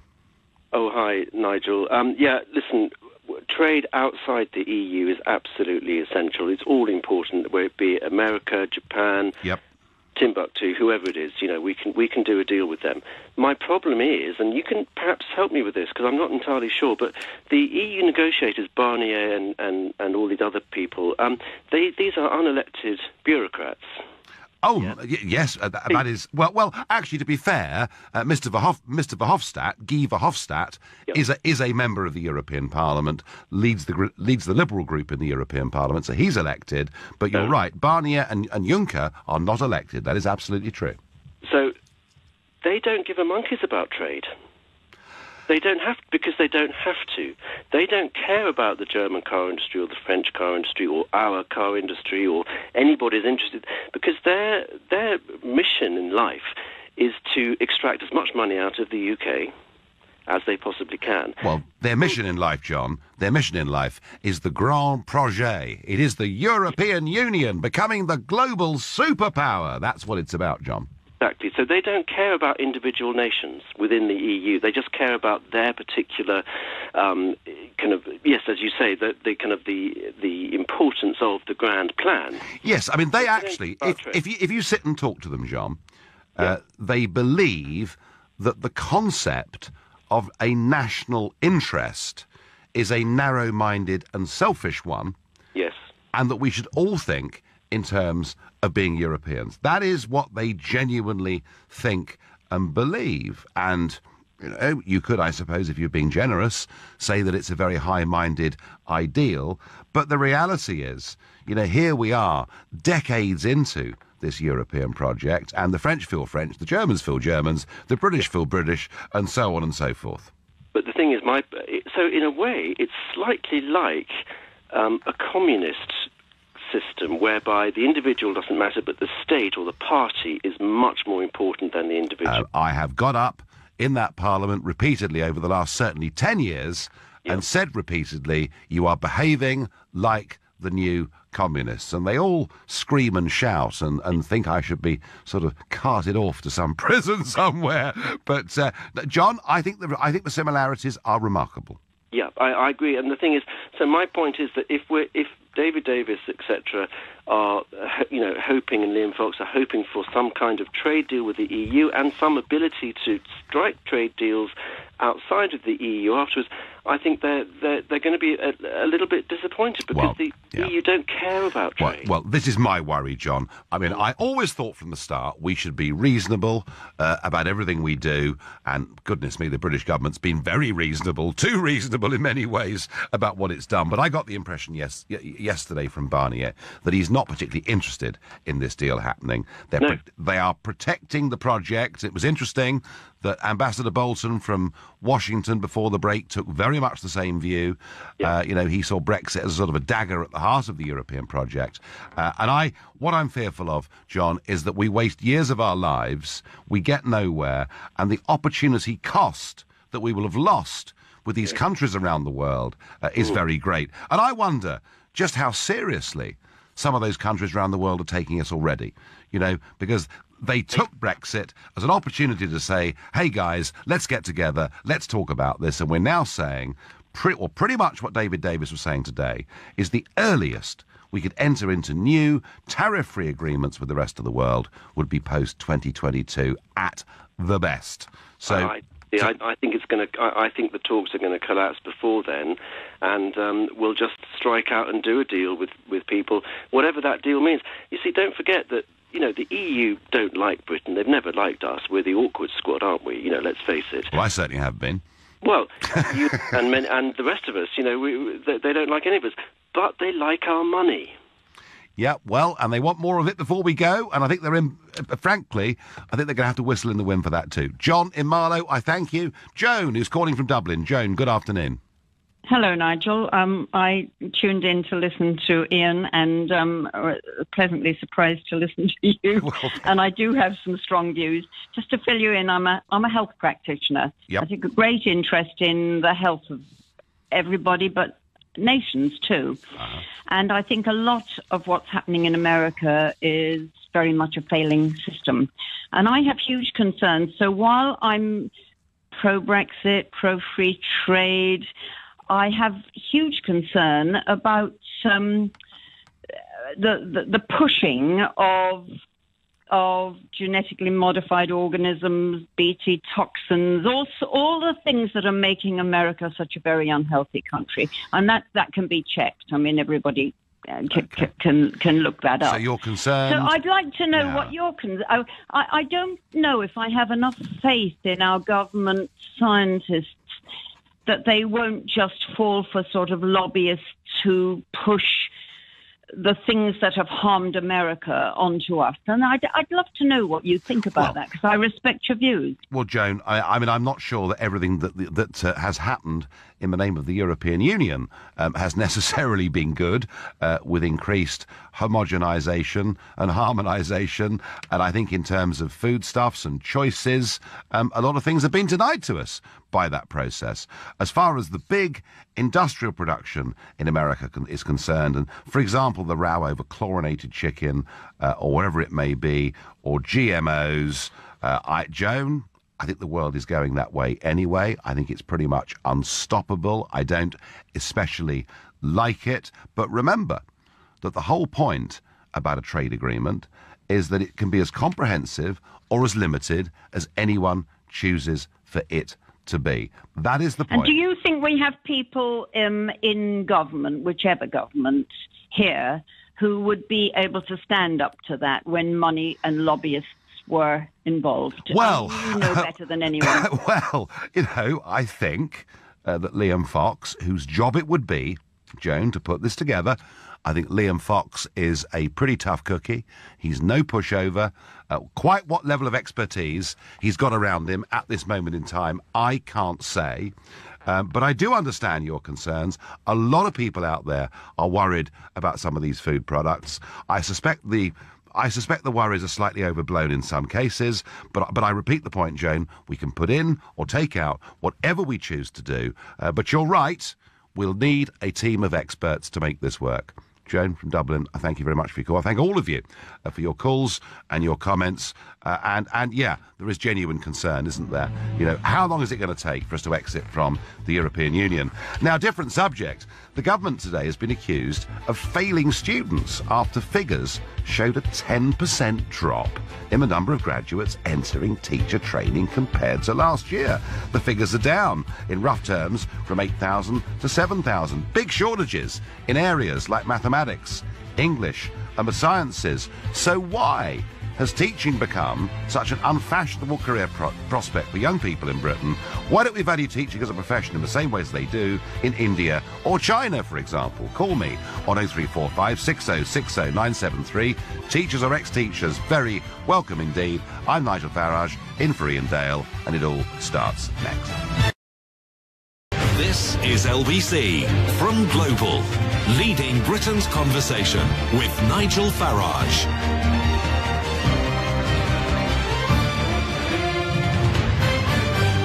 The government has been accused of failing students after figures showed a 10% drop in the number of graduates entering teacher training compared to last year.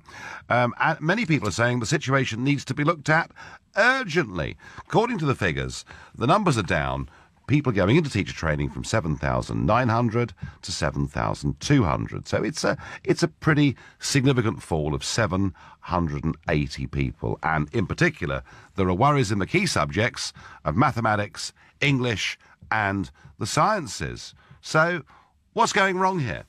Why is teaching becoming such an unfashionable career prospect for young people in Britain? Other parts of the world, like India and China, you know, they value teaching. Somehow it's got a different social status than it's got in this country. So I want to know, why are people not going into teaching? Is it because it doesn't have the status that it deserves? Is it because the conditions in schools are frankly just too difficult? Is it because it doesn't pay enough money?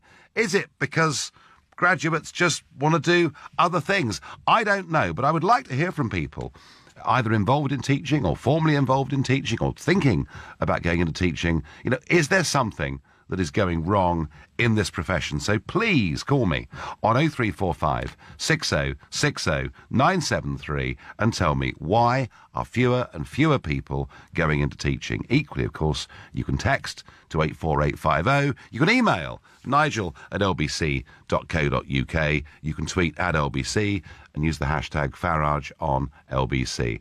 Why is there a 10% drop in the number of people going into teaching? Well, I don't have a huge amount of experience in this, but it does seem to me, whenever I speak to people who work in our public services, that the motivation for getting into public services is people want to do some good, and they get into education, they get into health, or whatever it is. But whenever I speak to anybody involved in our public services, all I find is that morale appears to be at rock bottom. We certainly find our nurses with morale at rock bottom, and many others. They don't think their pay has really kept up with everybody else over the course of the last few years. But, as I say, crucially, I wonder whether this isn't something to do with social status. This isn't something to do with the way people feel they're respected for the work that they do. So why? What is it? What's putting you off going into teaching? Or if you're out there as a teacher, what is making you want to leave being a teacher? So let me know what you think on 0345 6060 973. I have to say, the thought for me of going into a classroom full of 15 and 16-year-olds, all of whom are effectively trying to get one up on you, is something that would fill me, I think, with horror. No, actually, I don't mean that. Politically, I've spoken at around about 200 schools and universities over the course of the last few years. I've always enjoyed it, but I've done it for an hour here, an hour there, and then been able to walk away. Robert from Cambridge, what's your view? Why are fewer people doing this? Well, my son has just qualified as a new teacher. Yep. And I'd probably be a bit naive before he went into teaching, but the amount of hours they put in is just unbelievable. He would do a full day at school and probably spend at least 4 hours a night getting ready for the next lessons. And of course, the pay is that, Robert, because he's a new teacher? I mean, presumably, once you've done that job for 5 or 10 years and you're teaching a similar curriculum, you wouldn't need to put all those hours of work in for the next day. No, I don't think it is, Nigel. I think that he's actually doing primary, so he's not doing the sort of secondary subjects. Yeah. I just think it's, I was quite naive in thinking that teachers got lots of time off over the summer, Easter and Christmas, but in fact they're working hard for the next sessions are coming up. Well, hang on, Robert. How much time do they get off over the summer? Well, they get their 6 weeks. So he's been off this 6 weeks just gone by. Wow. And 6 weeks? No, I would say... 6 weeks? I haven't had 6 weeks in the last 5 years. Nigel, let me finish. Okay. I'm teasing you. He would tell you, and I know factually, out of those 6 weeks, he went away for 2 weeks holiday. Yep. And in between that, he was getting ready for the new term about to start. And even the last week he's been back, he's been into his school, getting the classroom ready, getting everything ready for the pupils coming into the new year. And when they're in term, also, he's bringing home work from school, marking books, getting ready for the next day or a few days ahead. I have to commend him that the hours they put in, I have to say, it's just unbelievable. Yeah. And the pay isn't reflective, I'm afraid. Yeah, I mean, pay must be an issue, mustn't it? Absolutely. But he's doing it because he wants to do it. He's doing it. He's chosen it as a vocation. Yeah. Absolutely. Yeah. Yeah. Well, Robert, good for him. We need people to do that. I mean, certainly people that I know that are in teaching or have been in teaching, the general view that I've got is the pay's not great, but the holidays, compared to everybody else in the country, are really pretty good. You're saying, that your son... I used to think like that, Nigel. Yeah. Absolutely. Yeah. And in the last 2 years, I've absolutely changed my mind. Absolutely. And then people say that to me, and I defend it, because I see my own two eyes. And it's not only him, No. his girlfriend's also a teacher, and it's exactly the same. So, they do a lot of good work and make a big difference. And they don't get the right pay. And certainly, I think they get a bit of bad press around the holiday situation. Yeah, I mean, I was teasing you a bit there. My understanding, certainly people I know that have taught and have been in teaching for many years and kind of know the subjects, know what they're going to teach, have got it all there, ready, pretty much off pat. And my experience is they have had a lot better holidays than people working in the private sector, for argument's sake, or even the public sector. I would say in the past, but when you had all the hours they put in after school, in terms of marking books and getting things ready for the next lessons, I think people don't see that because obviously I don't think the school's closed and that's it. Right. Okay. And he's teaching primary level, you were saying? He is indeed, yes. Wow. That's quite some challenge, isn't it? It is indeed, and I'm very proud of him. Good, excellent. Robert from Cambridge, thank you. And Robert explaining that actually we see these massive school holidays, but perhaps teachers don't quite get every single week of it. Mohammed, who's calling from Russell Square. Mohammed, good evening. Good evening, Nigel. Yeah, so I work in the corporate sector right now. I was in education for a year and a half. Yep. Taught English and history. Okay. Very passionate about the two subject areas. Why is it not attractive for a young person like me who graduated, got 2 degrees and a master's? I guess I feel there's a real imbalance in this country in contrast to other countries where accountability, while it's important for teachers to be accountable for what they teach and how they're doing, I think there's been such a scope of criticism on teachers rather than students. And students also, and their parents also need to be part of the learning and development. It can't just be on teachers. Do you think, Mohammed, just to sort of pick you up for a moment there, do you think we've been very critical of teachers over the course of the last few years? It's too much. Too much, Nigel. It's cringeworthy. It's too much, because I tell you something, what makes me feel a bit sick when we compare ourselves to Singapore and India. Let me tell you something. The cultural element as well as the family input has a massive impact on the way in which discipline is maintained in those countries. So it's really challenging to tell teachers, you should be able to manage. I was good. I'm not being big-headed about that. I was good because I had very strong behavioural management experience. But do you know what, Nigel? I worked with teachers who had Cambridge background, super intelligent, very, very passionate about their subject areas. But please, don't ask them to babysit, challenging students whose parents are not vested in their interest. Let's be honest. So what you mean is they're not able to teach because of basic disciplinary standards in the school and the classroom. Exactly, and the problem is it's become like a business. The amount of business intelligence that's going into schools now, I was cringing because I was thinking, hold on, I know what business intelligence is all about. I've worked in the sector where it's important. Let teachers teach. Give them more freedom. Yeah. But it doesn't seem the case, and we seem to put. I mean, look at the students that were kicked out of that school. There was no accountability on how were they performing. You know, did they, when they got their grade, what was the results? Because I'll tell you something, if you drop from an A to a B, that's not too bad. But if you're going to drop from a C to an E grade in your A-levels, I'm sorry, you've got to ask yourself some key questions as a student. But no, even on your radio, people are criticising, saying, oh, it's so harsh. Why is it harsh? Don't we need to prepare young people in the country to be competitive? Don't we want to be better than everyone else? That is a slightly different issue, because I think...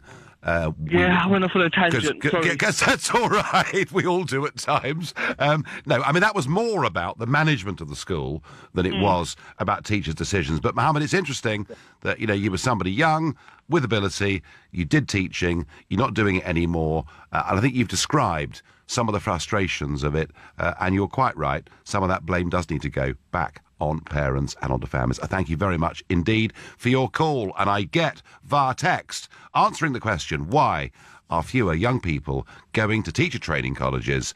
Little reward, blame culture, lack of respect, no work-life balance. I'm Nigel Farage on LBC. It's 6:15. Going into teaching has become unfashionable, with a 10% drop this year in the number of people going to teacher training colleges. What's going wrong? Is it the pay's not good enough? Is it the culture in schools, the lack of discipline, the lack of real help and support from parents? Is it the lower status that teachers have in this country compared to places like China, India or Singapore? I have to say, I've got no massive experience of this. People that I know that have been in teaching have generally enjoyed it. They've had better holidays, at least that was then, better holidays than their, you know, friends working in other parts of the public sector or the private sector, but they've never thought the money was much cop. I wonder, what is it that is putting young people off right now? And I reckon that Lauren in Bexley is going to have the answer. Lauren, hello. Hello. Hello, hi. Tell me, you're training to be a teacher, I understand. I am. I'm just heading into my second year of primary teacher training. Yep.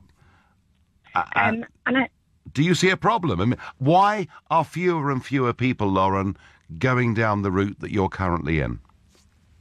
I think there's two major problems with it. I think the first one being that actually to get into teaching, into a degree, is quite difficult in the first place. I've always wanted to be a teacher. It's always been something that I've worked around, and I've always known that that's what I wanted to do. But in terms of going to university and getting towards that, a lot of the more prestigious universities that offer courses that are good for teaching, they have quite high requirements. And I think with the current exam systems for GCSEs and A-levels, I think it can be very difficult for people to get to that level where they can achieve the grades that they need to be able to get into a decent university course and actually be a teacher. So what, Lauren, typically what would you say at A-level would be the requirement needed to go down that route? A lot of the universities said that they wanted a good English literature grade, but I think also obviously they have a standard requirement for English and maths and the sciences, and I think for a lot of people it can be difficult to get a really high standard of that, good enough to meet the requirements for a really good university to get yourself into that career. And I think that's a shame, because I think a lot of people are very suited to teaching and very good with children, and I think it's unfortunate that people might be held back for their academic ability. But Lauren, surely to be a good teacher, yes, of course there are personal and communication skills needed there. Of course there are, but surely they've got to be of some academic standard to be teachers. Absolutely, but when you apply to teach, there are tests that you have to take to even to be able to be accepted for a university place for the core subjects.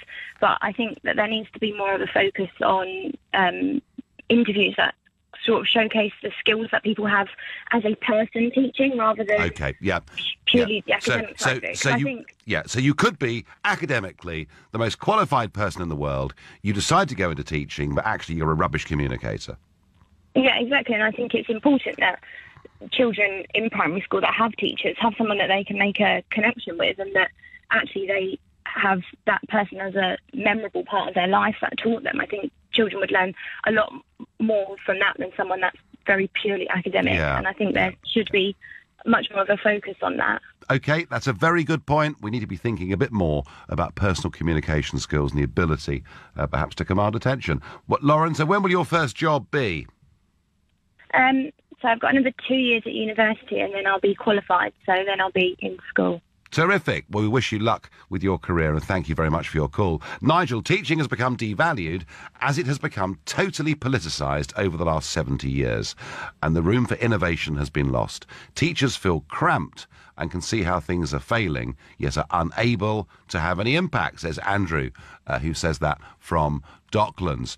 Certainly, the national curriculum does have a limiting effect on what people can teach. That is certainly true.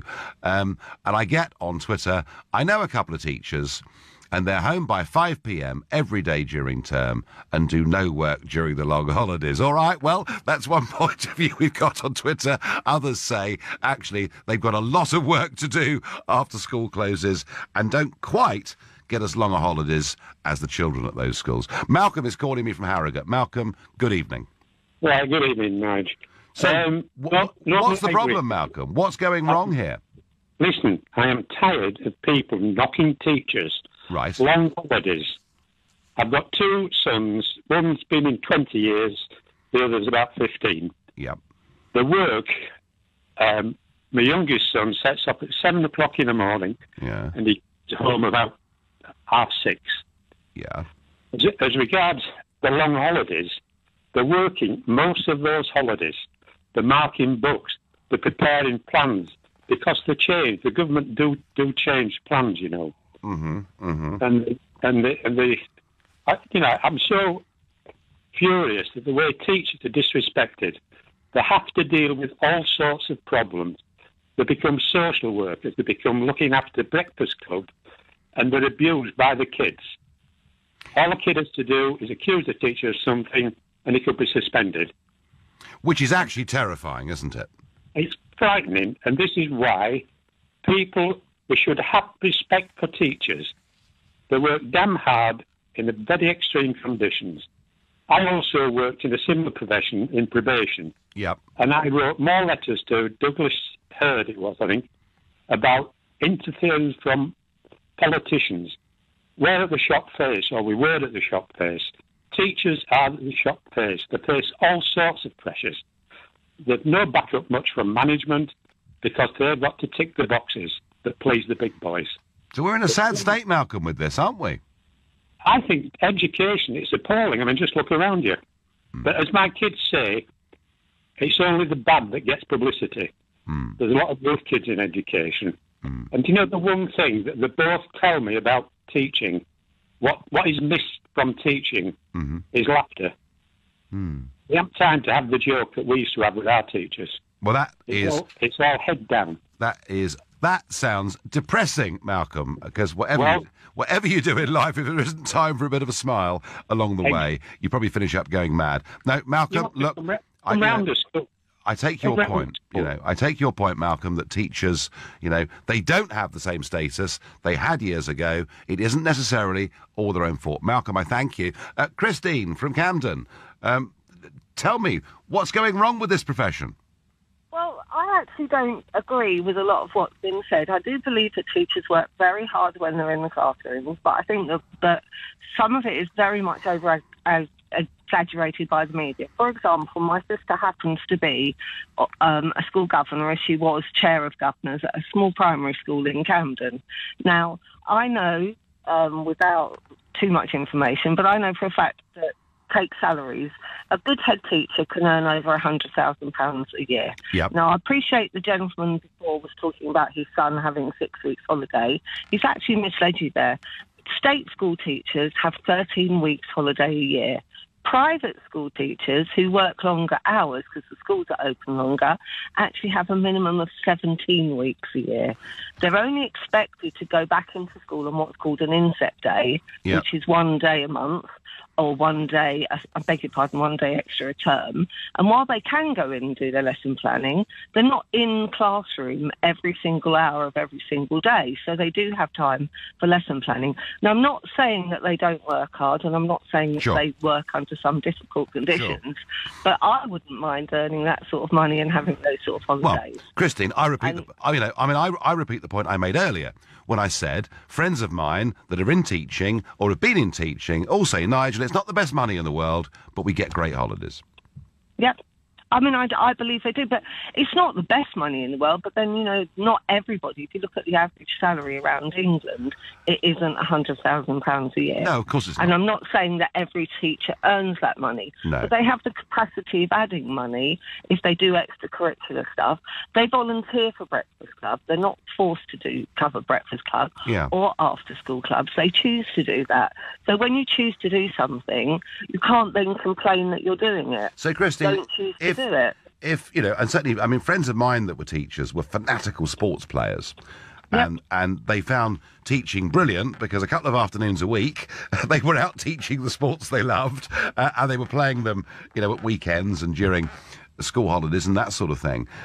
So if you and I, and we've agreed, others might disagree, you and I have agreed the money's not great, but it's not disastrous once you've been in it a few years. There are good holidays.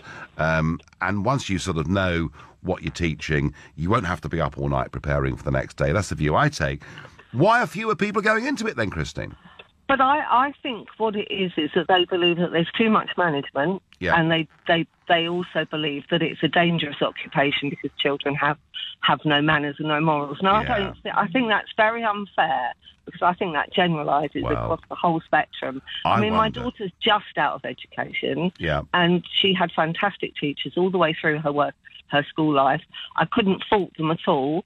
They were all into what they were doing. But I think the thing is that you get the media, and no offence because I know you're on the radio, but you'll get the media who pick up on the bad thing and suddenly everybody's bad, and I don't believe that. But the media do that with everybody, Christine. They do, they do, and I just feel that that's the issue. So people don't go into teaching because they hear such bad things about it. And I think if you find a good school where you've got everybody engaged, you've got a great head teacher, you've got a great board of governors, it's a fantastic occupation. I think the trouble is if you don't have the support from the board of governors, which they can be very unsupportive. No. I'm sure that it's a difficulty. But I think it's the same in every single career that you go into. There'll be good bankers, there'll be bad bankers, there'll be good politicians. Sure. Of course there will. Christine from Camden, I'm going to have to thank you. Going to have to let you go. I'm Nigel Farage, standing in for Ian Dale on LBC. It's 6:30. Teaching's not trendy. Fewer people are going into teacher training. A 10% drop this year, and we're asking why. Is it because the pay's no good? Is it because the pupils don't behave? Is it because their parents are awful? Is it because teachers, frankly, don't get enough respect in this country and get too much blame? Lots of comments coming on Twitter because the pay is appalling for the qualifications relative to what you can earn in private business. Increasingly irritating, interfering, entitled parents who think they know better. Too much admin. Curriculum is strangling creativity, and teachers aren't paid nearly enough for what is expected of them these days. Hi, Nigel. In countries like China, India, and all over Asia, it comes down to discipline. You go to school to learn and respect the teachers. Well, I suspect that our respect for teachers in the classroom is not as it was a number of years ago. Emma in Tunbridge is my next caller. Good evening, Emma. Good evening, Nigel. So what is your I'm experience? just giving a call because I am actually starting university at the end of this month because I'm doing a degree in order to then teach secondary English or history. And I'm a mature student, and the financial implications of me leaving work to go to university is massive. I'm going to really struggle financially in order to support myself through university. and I have 2 small children as well. And so for me, I just actually did my budget today, and I'm going to find it extremely difficult to do this, but it's something that I've always wanted to do. Yep. My current job is very, very low paid, so even taking, a starting salary as a teacher, I'm going to be considerably better off than I am now. So I think that it's something worth doing, but the financial implications of studying is obviously a bit of an issue. Well, you're obviously, Emma, following a bit of a dream, aren't you? This is what you've wanted to do. Yeah, and I absolutely admire you for doing that. I really do. But you've made this life choice, and you're paying a fairly big penalty at the moment for doing it, and that's great. But why are there fewer Emmas out there than there were a couple of years ago? Well, every time I speak to people about what I'm doing, I only ever get negative comments. I don't ever get anybody say to me, oh, wow, that's really good. All I get told is, oh, it's really hard and you don't get paid enough and you have to deal with all of these students. I don't get any encouragement to do it. I've never had any encouragement from anybody to do this. So I'm kind of, even from my friend who is a teacher, she was like, well, government cuts and things like that, it's not a great place to be at the moment. No, well, Emma, look, you're going against a bit of the flow in doing what you're doing, and I wish you really, really well. Honestly, I do. Honestly, I do, and thank you so much for your call. Joseph in Nottingham is recently qualified, I understand. Joseph, good evening. Hello, good evening. I'm a first-time caller, so I'm a bit nervous. Don't be... Joseph, we're just having a chat. That's all it is. So, tell me, you've just qualified, I understand. I've just qualified from university. I did a 3-year course, and I will be starting next week with my first class. Wow! And I think there's a lot. There's a lot of accountability and a performativity around teachers, not only with Ofsted and the work's massive amount of pressure on data, but also in terms of it being a moral and kind of a moral duty as well, because we have to deal with a lot of safeguarding issues. We're accountable to those children who come into our classrooms, and also things like the prevent agenda. We need to be looking at that as well. Yes. But there's also a moral obligation as well. Is we are training children and giving children skills and knowledge for a future which we don't actually know what it's going to be yet. We don't know what these skills the children will need. We have to give them the basic skills so that they can go on to their lives and succeed. I wanted to teach him because I do still think it, even though there's a lot of pressure, I've worked all through these summer holidays every day getting things ready, and I think I've come to the realisation that there's so many jobs, you never get everything finished. But I think it's a fantastic industry to be in, and I think it's the children. That's what we all do it for. We wake up in the morning for the children and So, I mean, next week, Joseph, next week for you is a really exciting big moment. It's a massive moment. It's probably 4 years in the in training, a huge amount of money which has gone into it to fulfil my ambition in life to actually be a teacher.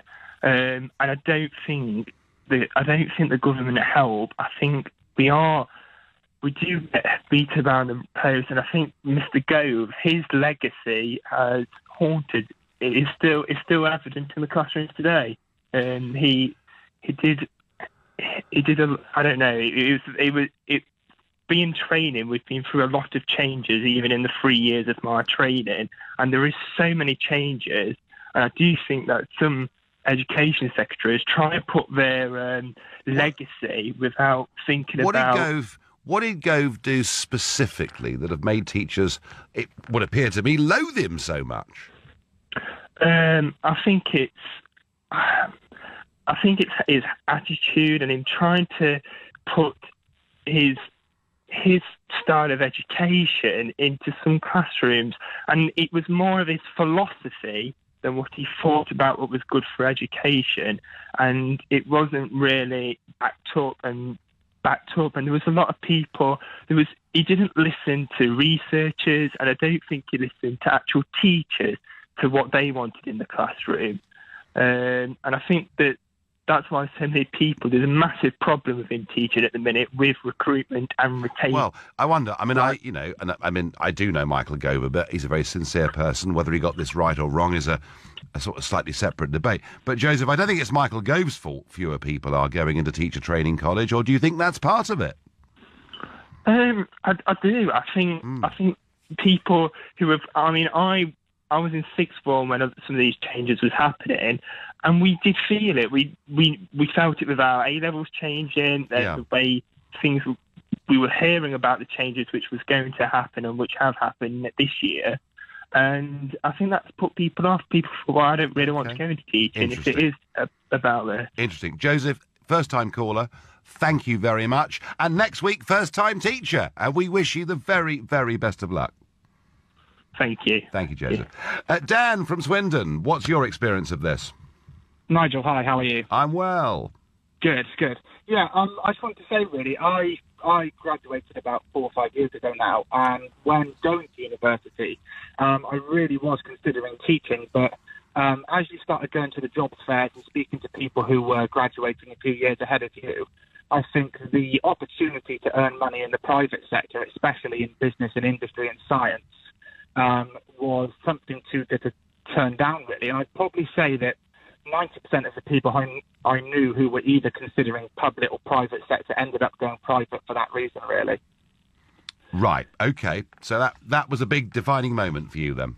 Yeah, it was. And I think the reputation that maybe teachers have got now, whether it's come from things like you're saying from the government, is that, it really is a job where you have to really work hard and work your way up, which it is in the private sector as well, but I think you're rewarded better in the private sector for that. Now, the caller that you had on earlier, I think his passion for education and for children and for learning, but, there is absolutely no doubt if that's the passion someone's got, they will go into teaching. But I think what we've lost is the fact that if there's people who are on the border of it, the sort of opportunity in the private sector now, if you really work hard, is far beyond that. And I think that's one of the reasons that we're struggling. Yeah, no, I'm sure that's right. If you're particularly well qualified and you've got a big student loan to pay back, you think, oh, well, I better go and try and get a job that pays a lot of money. I can pay it off more quickly. I'm sure there's a bit of that. Dan, interesting. Someone that nearly went into teaching and changed course. Teaching as a profession has been devalued since over-unionisation and the politicisation of what's taught by left-wing academic teachers, says senior sceptic on Twitter. Too much stress, workload, no authority to discipline the kids, poor pay, poor lifestyle. Yeah, no thanks, says Simon on Twitter. I'm Nigel Farage, here in LBC. It's 6:45. It's tough being a teacher, and fewer people now want to do it. We've had phone calls tonight from people who are absolutely committed. It's been their life's dream to be teachers, and it's actually very heartening to listen to them, but there are fewer people feeling that way. And if you're somebody that's been put off teaching, or perhaps you went into teaching and left it for some reason, let me know why. Is it because of discipline in schools? Is it because the hours have become longer? Is it because you're not held in a status that you think teachers deserve? Teachers have to deal with so much more than just teaching. Kids are more of a challenge than they used to be, I get on Twitter, which may indeed very well be true. So call me. Let me know your experience as a teacher or a potential teacher. Call me on 0345 6060 973. But first, in news that will dismay many in the West Midlands, refuse collectors are striking again in Birmingham after the City Council announced it will begin issuing redundancy notices to workers. The move scuppered a draft agreement that brought to an end 7 weeks of strikes on the 16th of August. Our Midlands reporter, Laura Chiverton, has been in Birmingham covering the story for us today. Well, we did think that this was all sorted and that today we'd actually be talking about how the bin strike had been brought to an end for good. Instead, the opposite has happened, and last night Birmingham City Council postponed a cabinet meeting where they were going to discuss the deal, pushing that meeting back for the second time before issuing redundancy notices they had agreed they wouldn't go ahead with. Unite says they've clearly gone back on the deal, which was brokered through ACAS after they kept up their end of the bargain by suspending the strike action for the last 2.5 weeks in good faith. Assistant Assistant General Secretary for Unite, Howard Beckett, told me he thinks the council was given biased legal and financial advice about the deal. It's just simply outrageous, isn't it? I've said and I've been on record that the paid officers of the council have been attempting to sabotage this deal, and they've succeeded. They aligned themselves with Tories and Liberal Democrats to sabotage the deal, and for some reason they successfully persuaded a number of Labour councillors in order to bring this industrial chaos back to the streets of Birmingham, and it is a disgrace, and people need to show leadership and stand up. This is a good deal, good for working people, a correct deal. The council got what it wanted in respect of changes, and rubbish was being collected from the streets. This is just unbelievable industrial sabotage. So now bin workers will stage 3 stoppages a day, and even though the industrial action was paused for the last 2.5 weeks, as I say, the backlog from that original 7-week strike still hasn't been cleared. On my own street and driving around Birmingham, there are bin bags piled high outside people's homes and outside shops on the high streets, and Unite has warned that this could continue until the end of the year. The council clearly don't want that to happen. They say they've created 200 new refuse collection jobs, and that the way they're restructuring the service will make it more efficient and able to run within budget. Councillor Lisa Trickett says there is no need for any of the bin workers to lose out. It is a formality because what we're able to do is match every person who's received that redundancy notice with a job of equal pay, equal status elsewhere within the kind of street scene service. In the meantime, contractors will carry out some of the collections, we understand, and the Unite General Secretary says that they're contracted in at exorbitant costs. £40,000 a day is spent on them to break a strike which was originally triggered by the council's attempts to save money. Well, there we are. Rubbish about to pile up again on the streets of Birmingham. Pretty depressing for everyone involved in that. But back to teaching. Teaching not being trendy. Fewer people doing it. Why is it? Is it the lack of pay? Is it the lack of status? Chloe in Chippenham may have the answer. Hi, Nigel. Yeah. Pleasure to talk to you. Thank you. Your caller, Christine, drove me absolutely to the edge of despair. It happens all the time. People think, I have a friend who works as a governor, or I have children and they go to school, and I see the teachers and they don't really work that hard. They are, all of them, swans, paddling furiously under the water to keep their heads above the water. Your average secondary school teacher will have about 150 students that they need to look after. Yeah. If they have to, and they should, mark their books regularly, let's say once a week, because that's really kind of ideal. If you're doing work, you need for it to feel like it's valued. Let's say you're marking those 150 books just once a week. That would, at best, be 5 hours that was required for that alone, okay? The reality is, if you're an English teacher, you need to be marking those books. It might take you upwards of 20 minutes, okay? Yep. So you actually need an entire day. And myself, I used to take off Sunday. I used to send my 2 children to go and spend time with their grandmother, so that for the whole of Sunday, so that I could get marking done. Now, if you go to the NUT or you speak to anyone who actually teaches, you will find that it is workload that is making people not want to do this. Chloe, and on top of that... Chloe, but hang on, Chloe. I don't doubt for a moment what you're saying, that during term time you've got to work incredibly hard, and things like marking are pretty onerous because you're doing it at the end of a working day. I absolutely get yes, that. and your working day will be 5 hours.